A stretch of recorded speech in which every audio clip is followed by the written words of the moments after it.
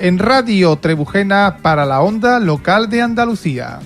Cita con la cultura de Andalucía, Iberia y la humanidad. Con el programa Alejamía. Presenta Luis de Manuela. Andaluzas, andaluces, os damos la bienvenida al programa 256.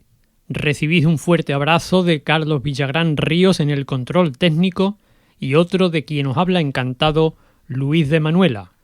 Hoy nuestro espacio estará dedicado a Paulina Ódena García, más conocida como Lina Ódena, militante marxista que se quitó la vida al verse cercada por las hordas sediciosas en las primeras luchas de la Guerra Civil.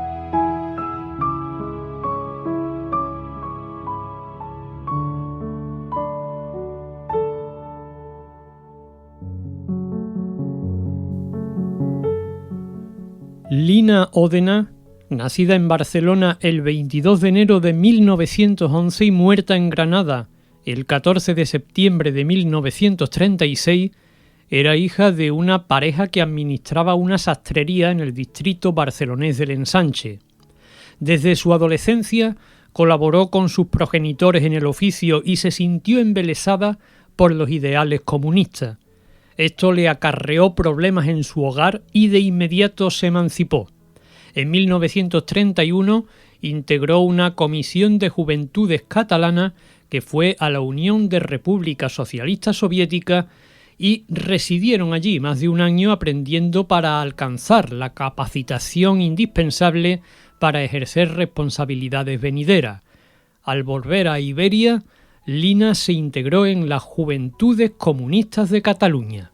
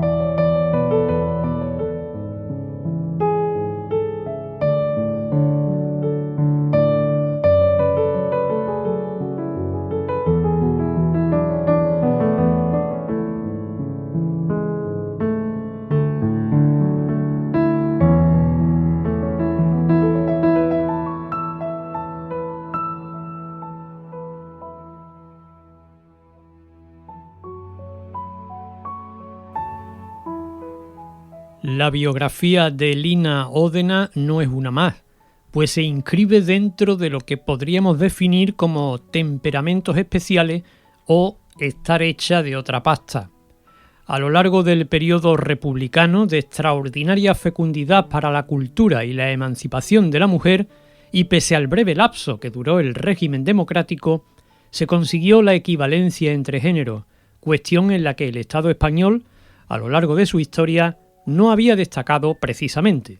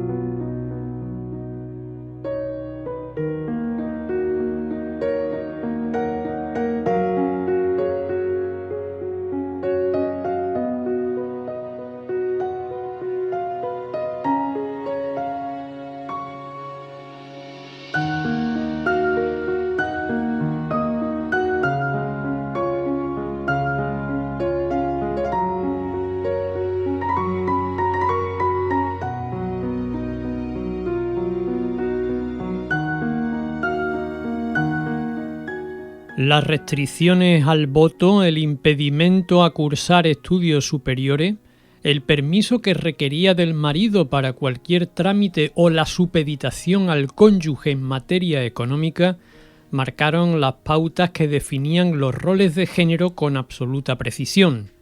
Con el advenimiento republicano, la mujer rompió los viejos moldes de la dependencia y se transformó en sujeto independiente y libre. En ese contexto se inscribe la vida y obra de Lina Ódena, así como de otras tantas mujeres que establecieron con el humanismo por bandera los nuevos cánones de emancipación. Y es que el contexto republicano invitaba a esa prosperidad de la que antes se carecía. Lina Ódena fue una de esas mujeres humanistas que lo dio todo por la causa de la justicia y la libertad.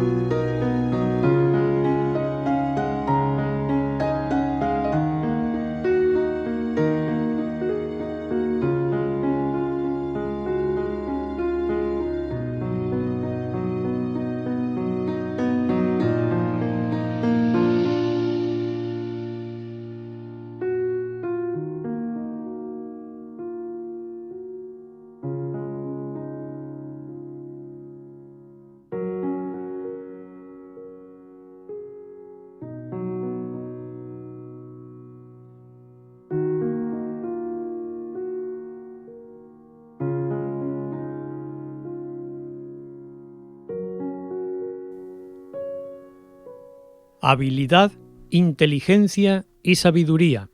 He aquí tres virtudes que facultaron a Lina Ódena ser elegida en febrero de 1933 secretaria general de las Juventudes Comunistas de Cataluña, y ese mismo año fue postulante al Parlamento de la República.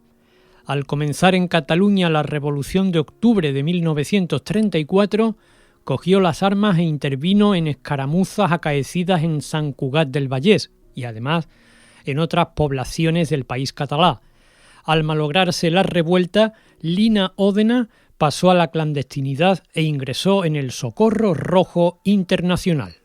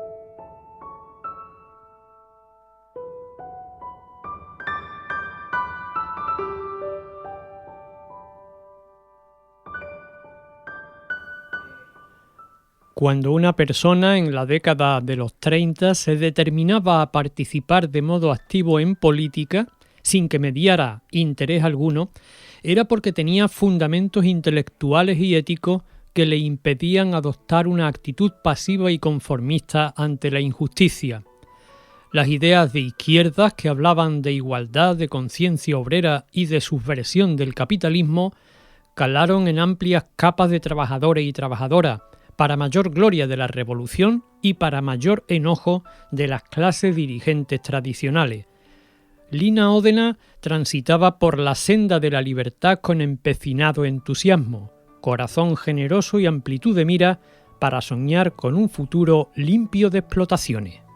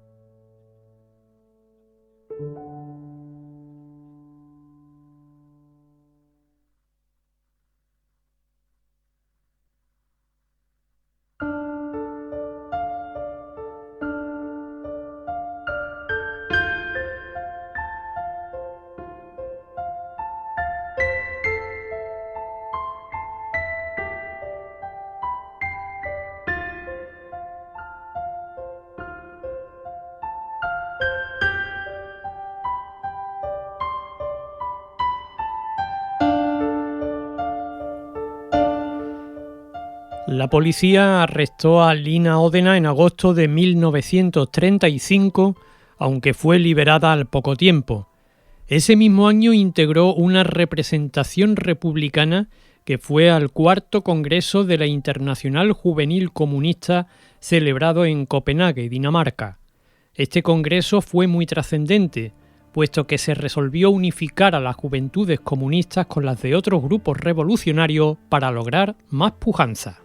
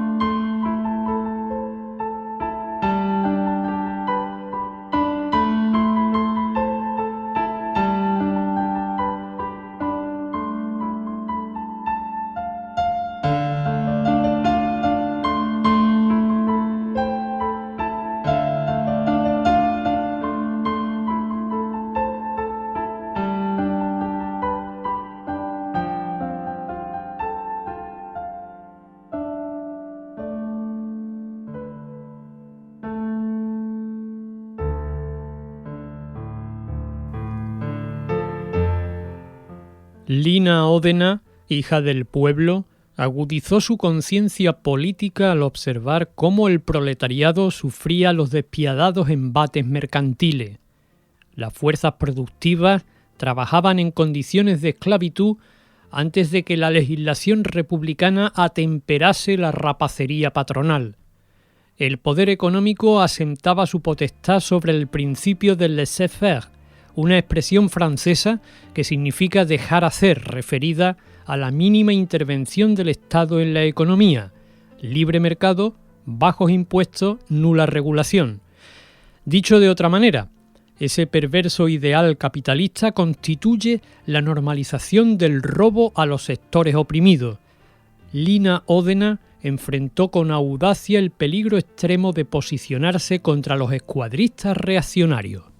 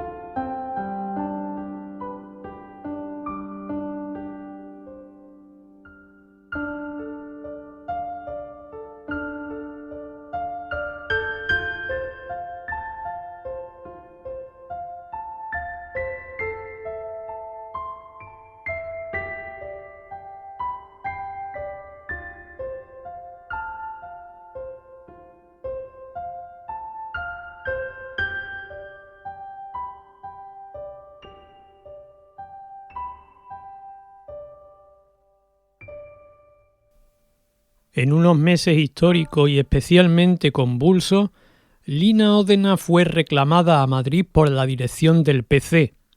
Los comicios electorales, anunciados para febrero de 1936, motivaron por primera vez a todos los sectores de izquierda a la Unión Popular. De cara a las votaciones para elegir gobierno, irían en una coalición contra los restantes partidos no marxistas. El nombre de esta formación de coyuntura política fue el de Frente Popular. Durante la campaña, Lina Ódena acompañó a Dolores Ibárruri Pasionaria en los mítines que ésta dio por toda la geografía peninsular.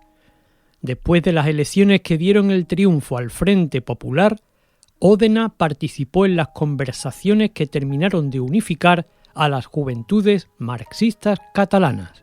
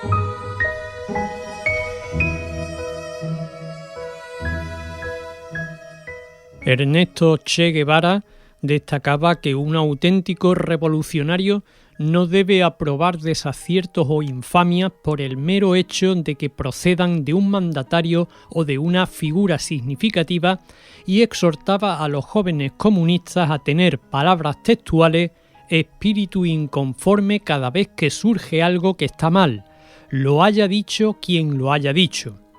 Esta frase manifiesta su filosofía acerca de la crítica y la autocrítica como parte ineludible de los procedimientos revolucionarios. El Che animaba a impugnar aquellas ideas o actuaciones concretas que no se comprendan e instaba a solicitar una explicación razonada sin pánico a los rangos o escalafones. Ahora veremos por qué he dicho todo esto.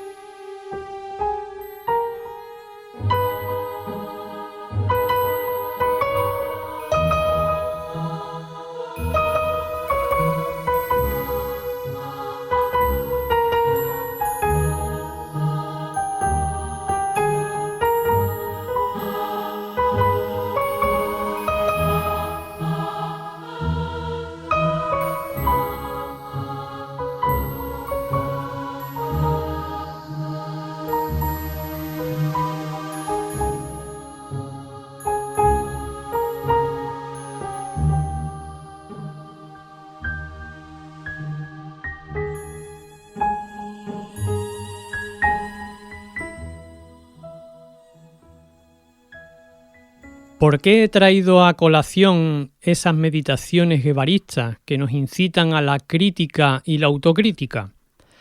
Porque quiero exponer un pensamiento crítico sobre algunos postulados históricos del PC. Bien, el PC, en tiempos de la República, durante la Guerra Civil y en el exilio, fue un partido revolucionario. El eurocomunismo de Santiago Carrillo y de su fiel aparato socialdemócrata desbarató el prestigio al que se hicieron acreedoras con todo merecimiento las masas proletarias que lucharon contra los sublevados enarbolando la bandera roja. Desde la propuesta de Reconciliación Nacional de 1956, pasando por los pactos de la Moncloa de 1977, que liquidó la lucha de clases con la aceptación de los topes salariales impuestos por la patronal, que desactivaron las huelgas masivas de trabajadores y trabajadoras y que legitimaron la monarquía franquista y su bandera rojigualda, hasta la proscripción de la figura de Lenin en el 9º Congreso de 1978, el PC ha ido transmutando su condición primigenia hasta convertirse en un partido amansado, descompuesto y sin rumbo, que se hunde en la ciénaga del oportunismo, renegando de su corpus marxista-leninista. Lina Ódena fue un ejemplo constante de coherencia revolucionaria que hay que poner en el platillo de la balanza opuesto al que ocupan los taimados arribistas.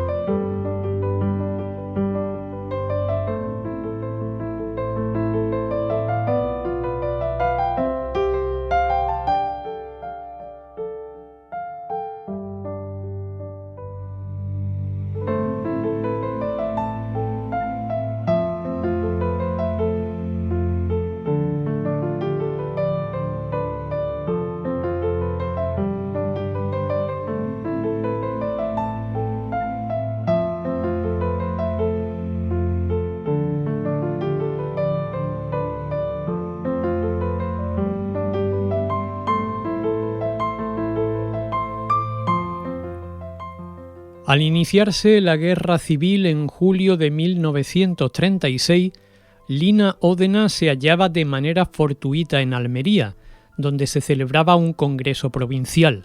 Sin dudarlo, tomó las armas y participó en alguna refriega. En estas batallas desempeñaron un rol determinante en apoyo de la República dos compañías de aviación que se escaparon de la ciudad nazarí. Se escaparon porque participaban en el bando sublevado y designaron a Lina Ódena su delegada en el comité local. Como distintivo de este puesto, Lina ostentó sobre su mono de miliciana las alas de la aviación, portándolas hasta su fallecimiento, tal y como se advierte en las postreras imágenes que le retrataron. La columna a la que pertenecía Ódena fue señalada para la toma de Guadix y más tarde de Motril. Durante este periodo, asimismo, efectuó fugaces desplazamientos a Madrid y Barcelona para sumar armamento, retornando rápidamente a la primera fila.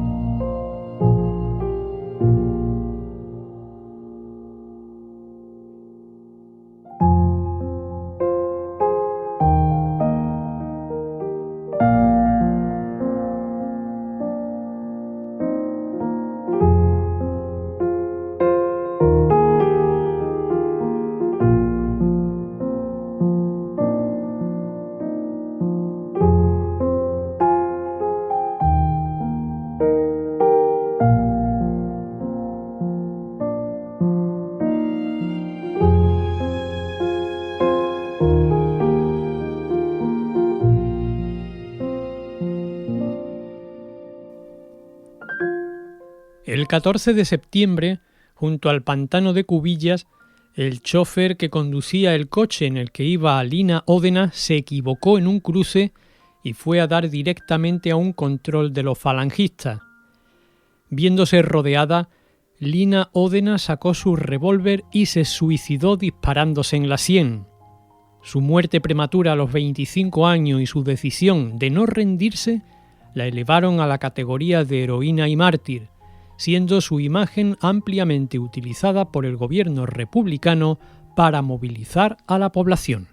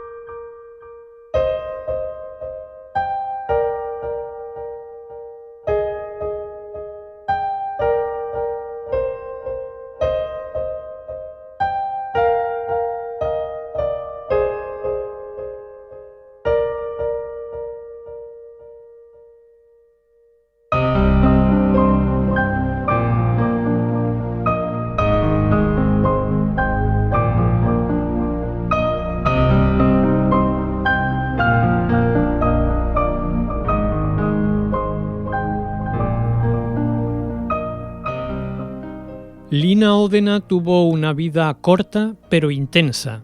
la barcelonesa dejó su vida en Andalucía, estrechando los lazos que unen a nuestra tierra con Cataluña.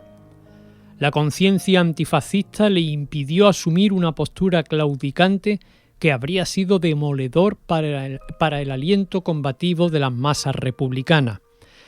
Preferir el suicidio a la vejación que le aguardaba si caía en manos de los sediciosos es una actitud harto elocuente y que da la razón al padre de la patria andaluza, Blas Infante, cuando definía el concepto ético y moral del comunismo como la esencia de una pura y excelsa santidad.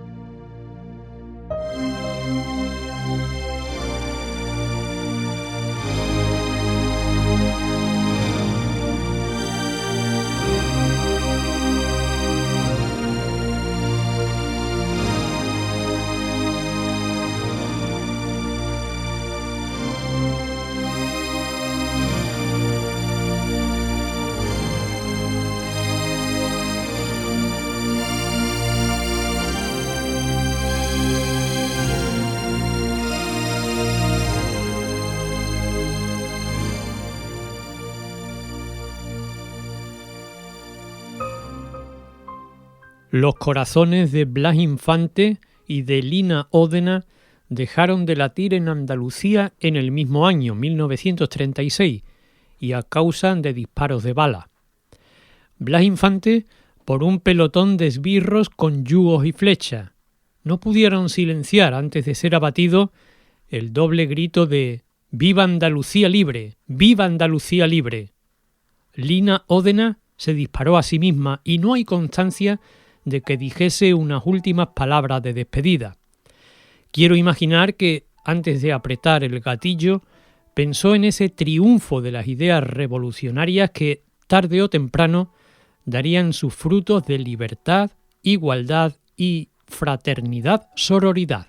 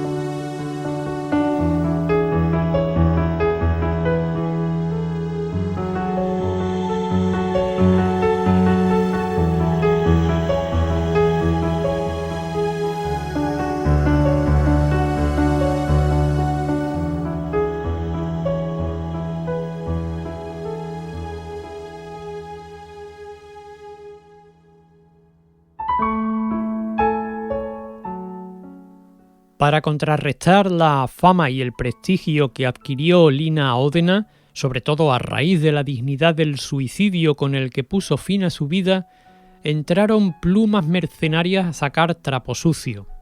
Así las cosas, según el historiador falangista Julio Belza, más que historiador propagandista de su maligna causa, uno de los falangistas de aquel control, que era Julio Belza precisamente, había afirmado que Lina Ódena eliminó el 15 de agosto precedente, el 15 de agosto anterior a su muerte, eliminó al clérigo Manuel Vázquez Alfaya en el camino de las Cañas en Motril, disparándole con su revólver en la cabeza. Sin embargo, otras fuentes más fidedignas, entre ellas la de Manuel Moreno, biógrafo de Lina Ódena, aseguran que esa información es falsa. Pero ya sabemos cuál es la consigna reaccionaria por excelencia: difama que algo queda.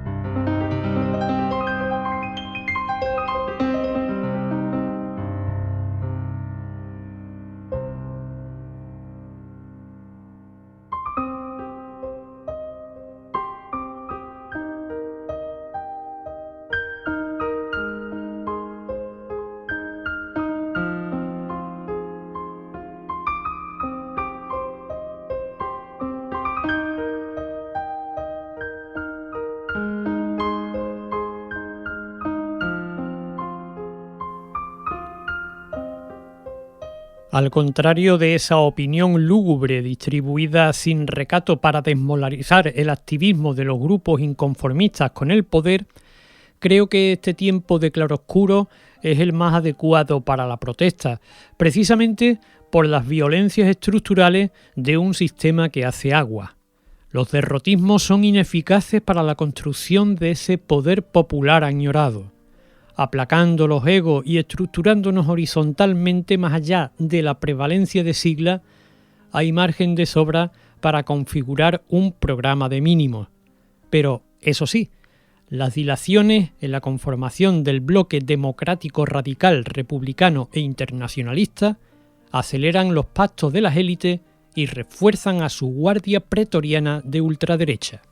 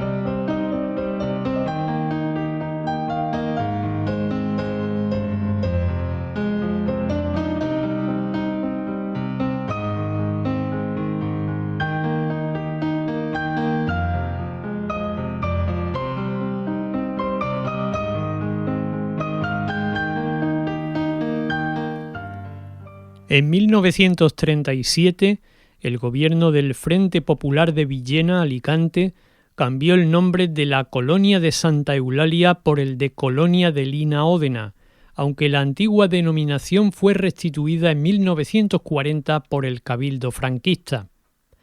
El poeta peruano César Vallejo la recordó en el himno a los voluntarios de la República, recogido en el poemario España, aparta de mí este cáliz. En nuestros días, un espacio cultural de Granada lleva su nombre, el Centro Obrero y Popular Lina Ódena.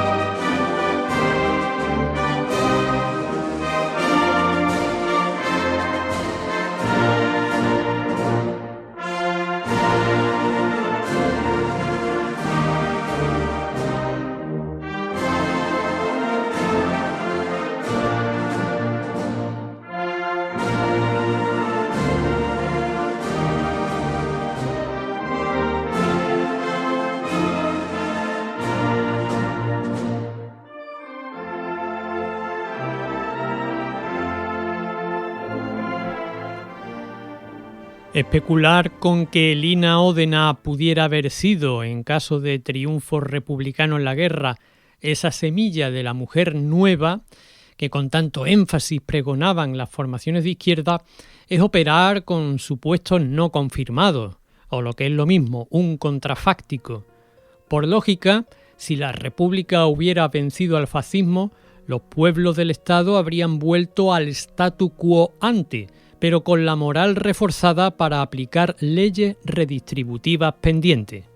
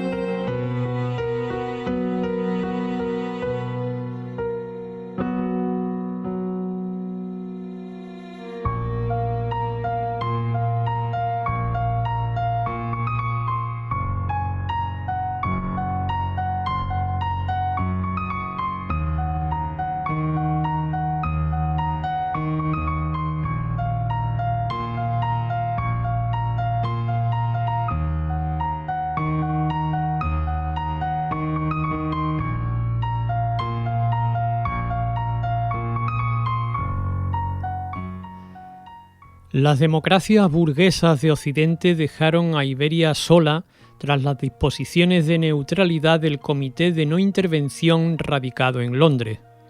El largo paréntesis franquista y la obtusa transición culminan en el régimen del 78, hijo del régimen del 39, y se acabaron muchas cosas: el proyecto de la Tercera República, el derecho de autodeterminación, el laicismo, la reforma agraria en Andalucía, el reparto de la riqueza, el pleno empleo, la erradicación de las brechas salariales, la salida de la OTAN, la independencia judicial, la extinción de los fueros militares, la reforma de la ley electoral, la memoria histórica, la abolición de la tauromaquia, la lucha contra la impunidad de la corrupción, la nulidad de las sentencias franquistas, la derogación absoluta de los concordatos con el Vaticano, la sanidad y educación públicas y de calidad, el derecho a la vivienda y un largo etcétera.